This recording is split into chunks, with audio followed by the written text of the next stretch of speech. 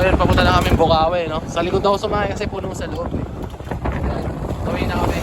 Mag-arpag kami dumaan dahil dito na kami, no? Dragon Fireworks. Ayun nga, ang dami. Ayan.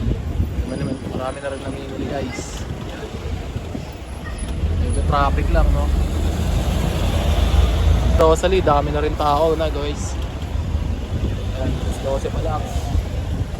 Meron pa dito eh, yung SRC. CPM, no? Dami na rin. Ayan, time check, 12 na. Daming tao sa Bukawi. So kaya ito lang. Thank you. Kaya lahat hindi medyo gusto ng ano, no? Medyo wala nang laman. Daming tao ngayon. Ayan, ganyan.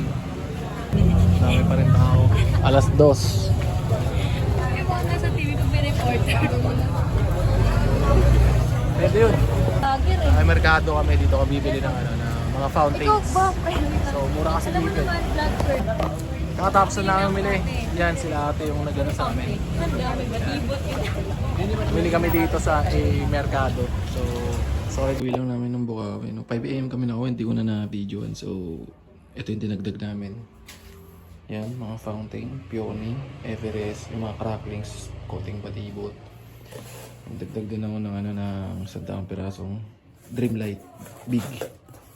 Kasi nagtanong ako ng mga ganitong brand, mga TK ko, hindi wala na raw talaga kahit sa anong store. So, napagpasya ko ito na lang kunin yung Eye of the Eagle. Kumuha na lang ako 50 piraso dahil ang mahal talaga, 50 pesos isang piraso. So, 2.5 agad yung 50. Tapos nagdagdag na rin ako ng 1,000 rounds ng sawa. Ayan. Crying cow. Kumuha na rin ako 3. Yan, mga higad, mga lucis. Wait lang. Ano ba ito?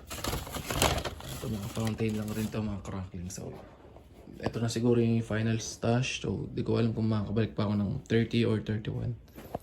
So, yun. Test fire tayo na guys.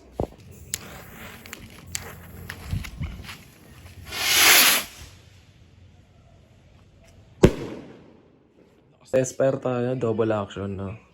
Yan, nabili namin sa merkado, test fire. Test fire, double action.